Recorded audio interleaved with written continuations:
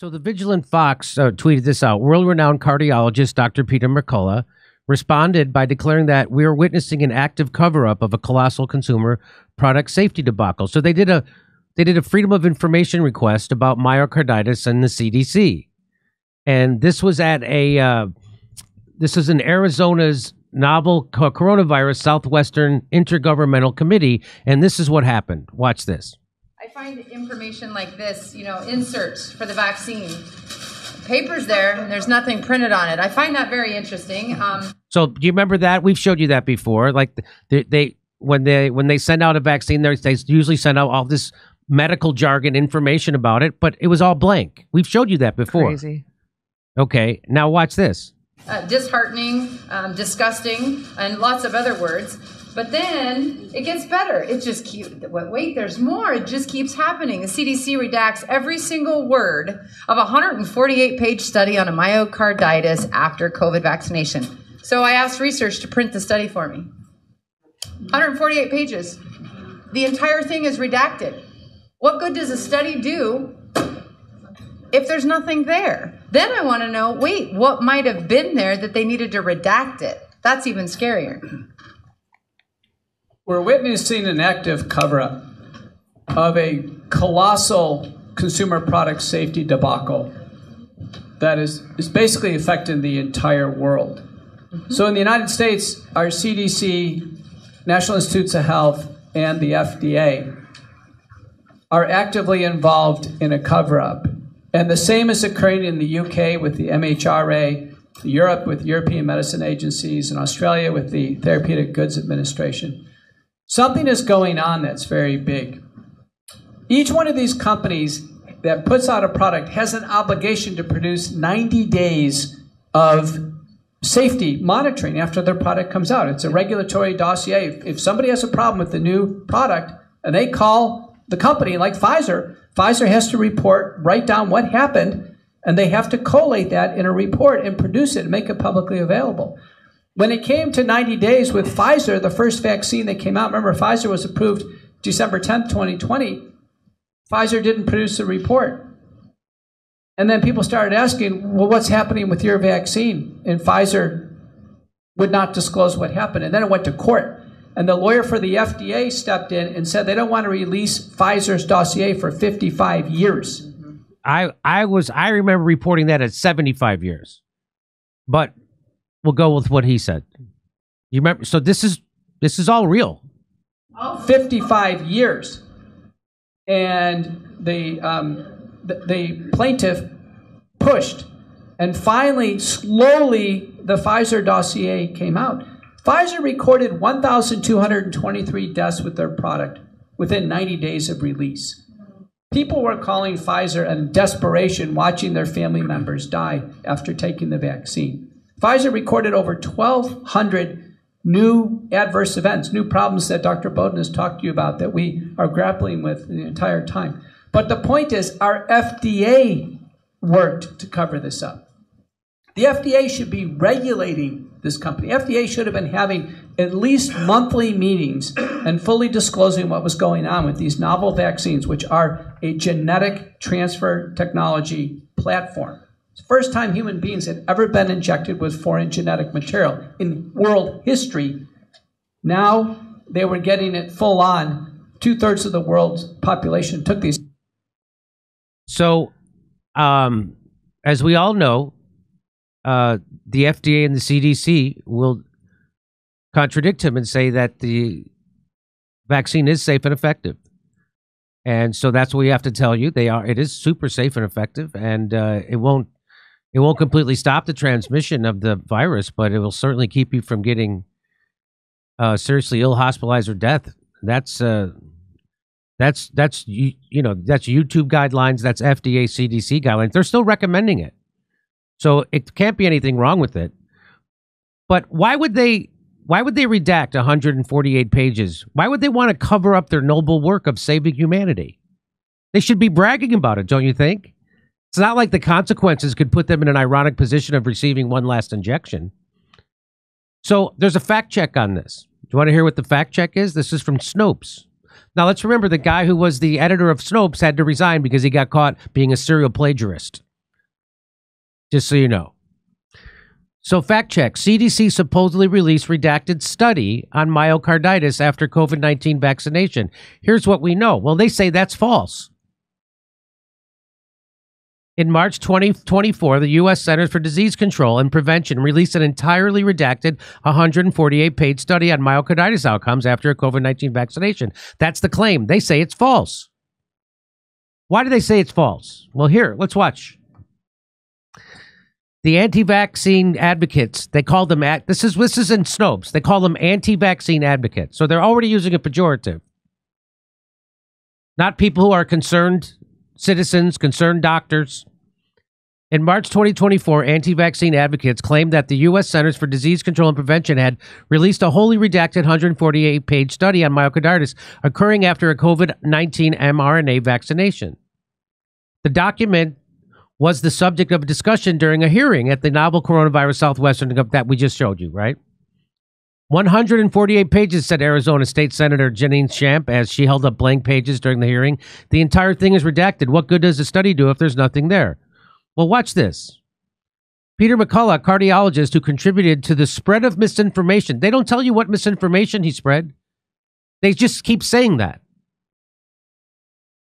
What misinformation did Dr. Peter McCullough spread? They don't tell you. They say the same thing about anybody. They say the same thing about Joe Rogan. They say the same thing about Dr. Robert Malone, the guy who invented the mRNA vaccine technology.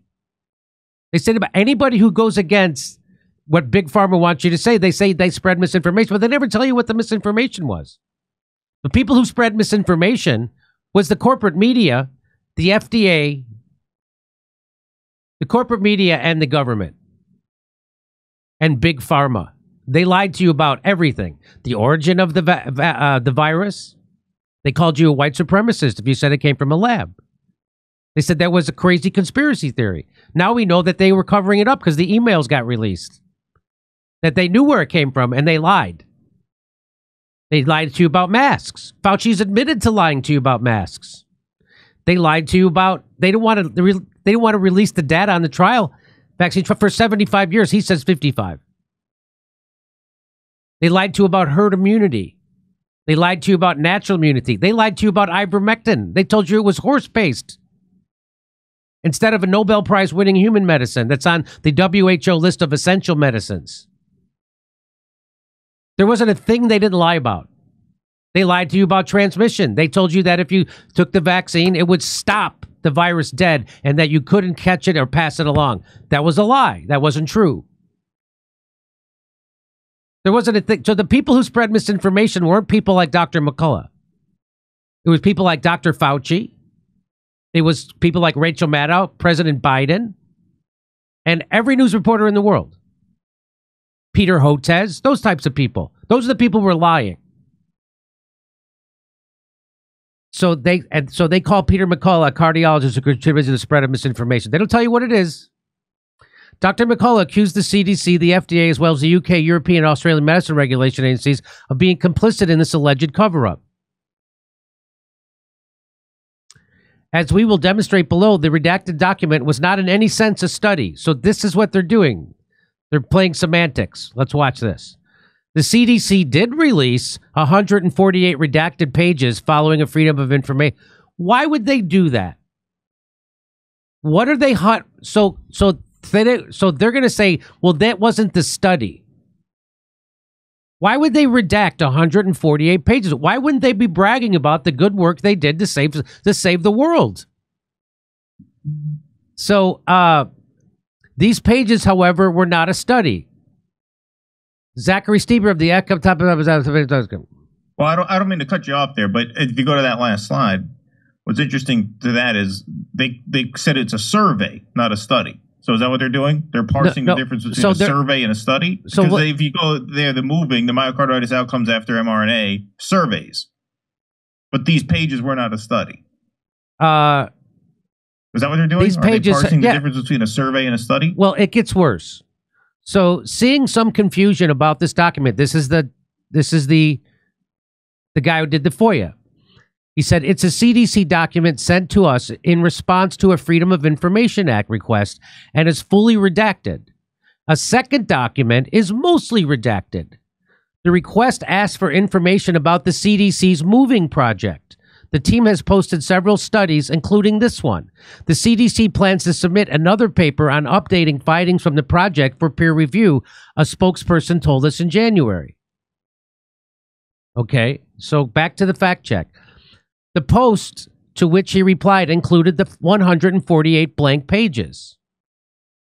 Clicking on the linked document and zooming in, a small inscription appears in the upper left corner. This is it here. And what does that mean? The inscription B5, seen above, is repeated on every page of the document. This refers to the information that is exempted from the Freedom of Information Act request. So all those 148 pages that were blank and redacted had this in the corner of them, B5. According to the U.S. Justice Department, Exemption 5 of the Freedom of Information Act protects interagency or intra-agency memorandums or letters which would not be available by law to a party other than an agency in litigation with the agency. So what they're saying is, we didn't redact the study, we redacted all the communications that we had about it. That's what they're redacting. All the interagency or intra-agency memorandums or letters, that's what they redacted. Why would you want to cover that up? And the only time you have to be compelled to release that is if someone was actually in litigation against the agency, the CDC. Then you'd have to provide that. This detail confirms that the 148 redacted pages did not comprise a study, but were instead communications within the CDC or between the CDC and other. That's also bad. That is also not good.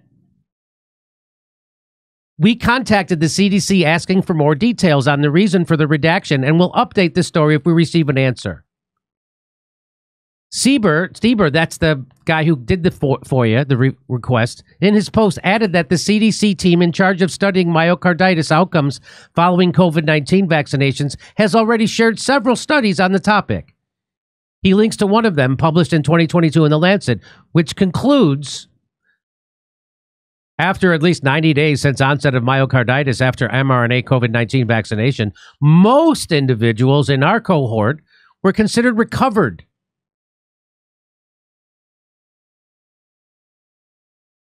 By health, so the people who got myocarditis 90 days after their vaccination, they said they were recovered. They're not saying that the vaccine didn't give them myocarditis. They're saying that after 90 days they recovered. That's what they're saying. And the quality of life measures were comparable to those in pre-pandemic and early pandemic populations of a similar age. That's what they're saying. That's what they're saying.